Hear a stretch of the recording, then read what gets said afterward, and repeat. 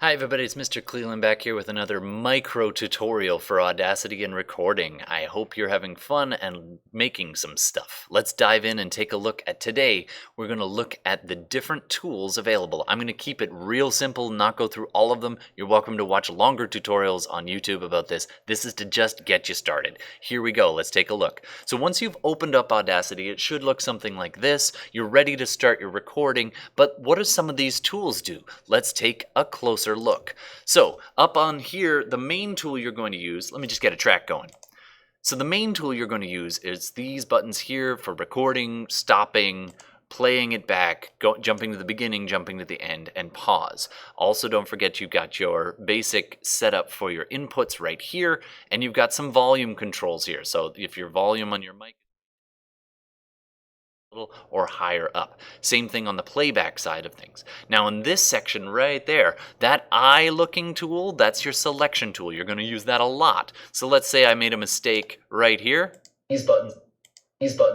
And I want to get rid of that. I can just select it using my select tool by clicking and dragging, then pressing delete. And it's gone. It's like it never happened. Now I can undo as well using the undo button. That is edit, undo, or as you can see by that, it can also be Control-Z on your Windows keyboard. Mac, I don't know, good luck. All right, but you can always go edit, undo. There we go. Undo, there we go. So now it's back again. These buttons.